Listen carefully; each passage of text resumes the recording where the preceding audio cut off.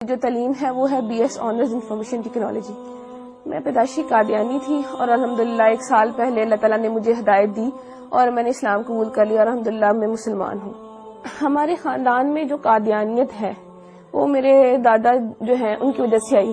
میرے دادا وہ لوگ 2 بھائی تھے، فتح محمد اور حسین محمد. وہ ہندوستان کے ضلع امرتسر کے رہنے والے تھے. وہاں سے وہ لوگ ہجرت کر کے پاکستان آئے اور پاکستان آنے کے بعد انہوں نے فیصل آباد کا جو علاقہ ہے چھوٹا لٹھیا والا، یہاں پہ رہائش اختیار کر لی اور یہاں پہ انہوں نے قادیانیت قبول کی اور اس کے بعد قادیانیت کی جو تبلیغ تھی اس کو کرنا شروع کر دیا. تو میرے والد کی جو شادی ہے وہ 61 چک بیدیاں والا میں ہوئی اور جو میری والدہ تھی وہ بھی پیدائشی قادیانی تھی اور وہ بھی اپنے اس گاؤں میں یعنی کہ 61 چک میں وہ بھی قادیانیت کی جو تبلیغ تھی وہ کیا کرتی تھی. شادی کے بعد بھی انہوں نے ایسا ہی کیا کہ قادیانیت کی تبلیغ کرنا شروع کر دی اور ایسی پرورش جو ہے انہوں نے میری بہنوں کی کی.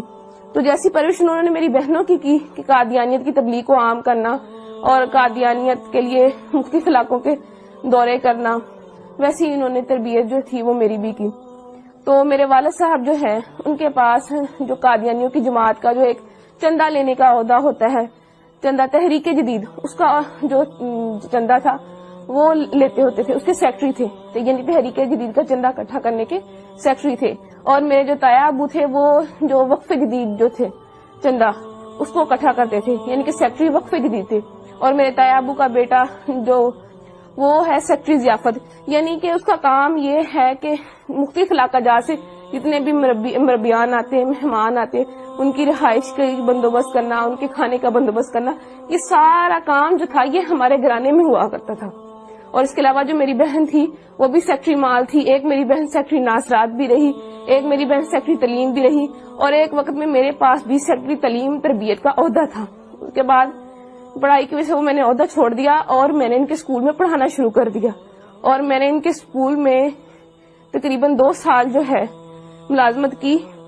فیصل آباد میں ان کی بہترین ڈبیٹر تھی. فیصل آباد کی طرف سے سلیکٹیولی یعنی کہ پورے فیصل آباد کو ریپرزینٹ کرنے کے لیے میں ایک دفعہ چناب نگر گئی تقریری مقابلے میں. وہاں وہ جو مقابلہ تھا اس میں میری دوسری پوزیشن آئی. اور اس مقابلے کے بعد ان کے یہاں ایسا ہوتا ہے کہ مقابلے کے بعد جو ہے سوال و جواب کا پروگرام رکھا جاتا ہے.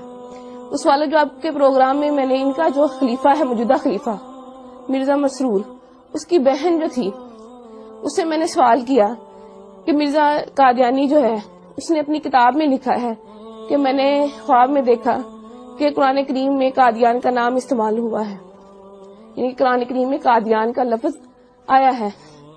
تو میرا آپ سے یہ سوال ہے کہ مجھے دکھایا جائے کہ قرآن کریم میں کہاں قادیان کا لفظ استعمال ہوا ہے. تو یہ میرا جو سوال تھا وہ پرچی پہ لکھ کے میں نے اس کو بھیجا.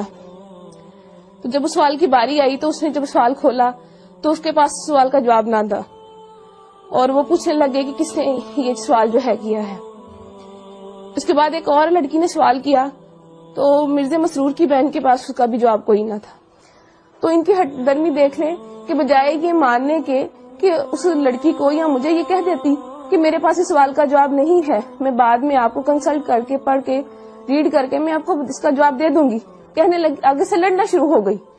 ایک ان کی قادیانیوں کی اتنی بہت بڑی مبلغہ بن کے آگے سے لڑنا شروع ہو گئی کہ اگر تمہیں زیادہ پتا ہے تو تم میری کرسی پہ آ جاؤ، تم آ کے لوگوں کو سمجھانا شروع کر دو، ایسے ہے ویسے ہے. تو اس وقت ساتھ میری جو بڑی بہن، میں نے ان کو بتایا، میں نے کہا دیکھ لیں یہ جو سوال ہے کہ قادیان کا لفظ قرآن کریم میں کہاں استعمال ہوا ہے یہ میں نے لکھ کے بھیجا ہے، ان کے پاس اس سوال کا جواب نہیں ہے. تو میری بہن حیران ہو گئی اور مجھ سے پوچھنے لگی کیا واقعی میں ایسا ہے؟ میں نے اس کو بتایا جی بالکل ایسا ہے. اس کے بعد میں نے اس کو اور بھی سوال پوچھے، اپنی بہن سے پوچھے. میں نے کہا جب میں یونیورسٹی میں پڑھتی ہوں تو لڑکیاں مجھ سے سوال کرتی ہیں، ان میں سے کچھ سوال میں نے ان کو بتایا. میں نے ان کو کہا میرا غلام احمد قادیانی اس نے اپنی کتاب میں لکھا ہے ہم مکہ میں مریں گے یا مدینہ میں، اور حالانکہ مرزا صاحب کی جو وفات ہے وہ تو لاہور میں ہوئی تھی اور ان کو دفنایا قادیان میں گیا. تو میری بہن کہنے لگی کیا واقعی لکھا ہوا؟ میں نے کہا ہاں لکھا ہوا. میں نے کہا پھر جو ہے انہوں نے اپنا ایک کشف جو ہے اس میں لکھا ہوا ہے کہ میں نے خواب میں دیکھا کہ میں خود خدا ہوں اور میں نے یقین کر لیا میں وہی ہوں. تو کہنے لگی کیا واقعی مرزا صاحب نے اپنی کتاب میں ایسا لکھا ہے؟ تو میں نے اس کو بتایا، میں نے کہا ہاں فلاں فلاں کتاب میں فلاں فلاں جگہ پہ لکھا ہوا ہے. تو وہ بڑی پریشان ہوئی. پھر اس کے بعد جب میں واپس گاؤں آئی, میں نے اپنے گھر والوں سے آ کے بھی اس کا تذکرہ کیا. رات کو بیٹھے ہوئے تھے, میرے والد صاحب بھی بیٹھے تھے, میں نے اپنے والد صاحب سے بھی تذکرہ کیا. میں نے کہا ابو ایسے ایسے, وہاں پہ جو بھی ہوا میں نے ان کو بتایا. تو میرے ابو پوچھنے لگے کیا واقعی لکھا ہوا ہے. اس کے علاوہ پھر میں نے ان کو اور بھی حوالہ جات دیے, جیسے کہ مرزا صاحب نے مسلمانوں کو گالیاں دی ہیں, یا مرزا صاحب نے یہ کہا ہے کہ اللہ تعالیٰ نے میرے گھر پیدا ہونا ہے.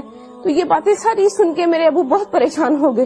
اس کے بعد جو تھا میری امی نے وہ ہمیں اس ٹاپک پہ بات کرنے سے منع کر دیا. میرے اسلام قبول کرنے کی وجہ کچھ یوں بنی کہ میں نے تعلیم مکمل کرنے کے بعد ایک اسکول میں جو ہے بطور ٹیچر انٹرویو دیا اور وہاں میری سلیکشن ہو گئی. ایک دن ہم بریک کے وقت بیٹھے ہوئے تھے تو اچانک مذہبی گفتگو جو تھی وہ شروع ہو گئی. تو ہمارے اسکول کے جو پرنسپل صاحب تھے انہوں نے قادیانیت کے موضوع پہ بات کرنا شروع کر دی. تو چونکہ میں قادیانی تھی تو میں نے بھی اس میں حصہ لینا شروع کر دیا. میں نے بھی ان کو بتایا کہ قادیانیت کے میں فضائل و مراقب جو تھے وہ انہیں بتانا شروع کر دیے, کیا قادیانیت ایسے ہے ویسے ہے, یعنی کہ قادیانیت کی ایک بڑی اچھی تصویر میں نے ان کو بتانا شروع کر دی. لیکن وہ جو تھے پرنسپل صاحب ان کو پتا تھا کہ قادیانیت کیسا کفر ہے, کیسی غلاظت ہے, کیسی گندگی ہے. تو انہوں نے قادیانیت کی جو عقائد تھے وہ بتانے شروع کر دیے کہ قادیانی جو ہے تو نعوذ باللہ مرزا قادیانی خود کو خدا کہتا ہے, خود کو محمد رسول اللہ صلی اللہ علیہ وسلم کہتا ہے, توبہ نعوذ باللہ کلمہ کی توہین کرتا ہے اور مسلمانوں کو گالیاں دیتا ہے, اہل بیت اطہار کی شان میں گستاخی کرتا ہے, صحابہ کی شان میں گستاخی کرتا ہے. جب یہ تمام باتیں میں نے سنی تو میں اتنا ڈر گئی کہ میں بہت زیادہ خوفزدہ ہو گئی, اور مجھے بالکل جو تھا وہ چین نہیں مل رہا تھا کہ کیسے ایک شخص جس کو ہم نبی مانتے ہیں وہ کیسے اتنی گستاخیاں کر سکتا ہے, کیسے اللہ پاک کی شان میں گستاخی کر سکتا ہے, یا آپ صلی اللہ علیہ وسلم کی شان میں گستاخی کر سکتا ہے. تو میں گھر آتی ہوں تو میں سو جاتی ہوں, اور میں نے جب خواب دیکھا تو میں وہ خواب دیکھ کے بہت ڈر جاتی ہوں. خواب کچھ اس طرح ہے کہ میں اپنے گھر کے باہر موجود ہوں, گرمیوں کے دن ہے, سخت گرمی ہے, اور میں گلی میں اکیلی موجود ہوں, میرا سر بھی ننگا ہے اور میرے پاؤں بھی ننگے ہیں. تو میں ڈر کے مارے دوڑنا شروع کر دیتی ہوں کہ مجھے کوئی مار نہ دے. بہت دوڑتی ہوں, اور پھر جب دیکھتی ہوں اپنے آپ کو ایک قدم بھی میرا آگے نہیں بڑھتا. اس بات سے میں بہت پریشان ہو جاتی ہوں کہ میں نے اتنی محنت کی, اتنی دوڑی, اتنی جو ہے ہمت کی میں نے, لیکن اللہ تعالیٰ نے میرا ایک بھی قدم آگے نہیں بڑھایا. اسی وقت میری آنکھ کھل جاتی ہے اور میں دیکھتی ہوں کہ میرا پورا جسم جو ہے وہ پسینے سے شرابور ہے اور مجھے اپنے آپ سے بہت گندی بدبو آتی ہے. پھر اس کے بعد یہ خواب جو ہے مجھے متواتر آیا, اور جب بھی آتا مجھے ایسے ہی ڈرا جاتا. اس کے بعد چند دن بعد میں اسکول گئی تو وہ جو اسکول کے پرنسپل صاحب تھے وہ مرزا قادیانی کی کتابیں لے کے, روحانی خزائن کی مختلف جلدیں لے کے بیٹھے ہوئے تھے. انہوں نے مجھے بلایا اور مجھے کہنے لگے کہ جو جتنی باتیں میں نے تمہیں, یعنی کہ جتنے قادیانیوں کے عقائد میں نے تمہیں بتائے ہیں, اگر میں تمہیں ان کتابوں سے دکھا دوں تو کیا تم یقین کر لو گی؟ میں نے انہیں کہا جی میں ضرور یقین کروں گی. تو انہوں نے جو ہے کتابیں کھولی اور جتنی باتیں وہ مجھے جو میں نے آپ سے پہلے بیان کی انہوں نے مجھے مرزا قادیانی کی کتابوں میں سے دکھائیں, اور وہ کتابیں مرزا قادیانی کی لکھی ہوئی تھی. روا کی جو ہے ضیاء الاسلام پریس وہاں سے شائع ہوئی تھی.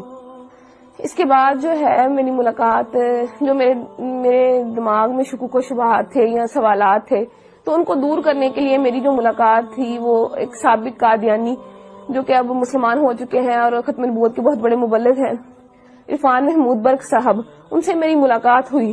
تو انہوں نے جتنے بھی میرے شکوک و شبہات تھے وہ سارے دور کیے, اور قادیانیت کی جو غلاظتیں تھی جو مجھ پہ نہیں کھلی تھی وہ کھول کے مجھے بیان کی. اور ان کی جو کتاب تھی قادیانیت سائنس و اسلام کے کٹہرے میں انہوں نے مجھے وہ پڑھنے کے لیے دی. تو اس کو پڑھ کے جتنے بھی میرے دماغ میں سوالات تھے وہ سارے کے سارے وہ ختم ہو گئے. تو اس کے بعد پھر میں نے مرزا قادیانی پہ اور قادیانیت پہ کروڑوں لعنتیں بھیجنے کے بعد آپ صلی اللہ علیہ وسلم کی غلامی میں آ گئی اور کلمہ طیبہ پڑھ کے اسلام قبول کر لیا. اس کے بعد جب میں گھر گئی میں نے اللہ تعالیٰ سے جا کے دعا کی کہ اللہ تعالیٰ مجھے کوئی رستہ بتا, کہ مجھے کوئی ایسا نشان دکھا کہ مجھے پتہ چل سکے کہ میں نے آج جو کیا میں سچ پہ ہوں, میں حق پہ ہوں. تو میں جو ہے میں سو گئی تو میں نے وہی خواب جو میں پہلے دیکھتی تھی اور میں ڈر جاتی تھی، وہی خواب مجھے دوبارہ آیا کہ میں اپنے گھر کے باہر موجود ہوں، گرمیوں کے دن ہے، سخت گرمی ہے، اور میں ڈر کے مارے بھاگنا شروع کر دیتی. لیکن اس دفعہ معاملہ جو تھا وہ الٹ ہو گیا کہ جب میں ڈر کے مارے میں بھاگنا شروع ہوئی تو بھاگتے بھاگتے ایک میں پکی سڑک پہ پہنچ گئی. تو میرا سر جو پہلے ننگا ہوتا تھا اس پہ ایک سفید چادر آ گئی خود بخود، اور میں نے دیکھا کہ میرے سامنے ایک شخص احرام باندھے کھڑا ہے. جب میں نے اپنی نظریں اوپر اٹھائی تو میں نے سبز گنبد اور مینار کو پایا. تو اس کے بعد میری آنکھ کھل جاتی ہے اور مجھے اپنے آپ سے جو جہاں پہلے پسینے کی بدبو آتی تھی، اب مجھے اپنے آپ سے اتنی اچھی خوشبو آنے لگی.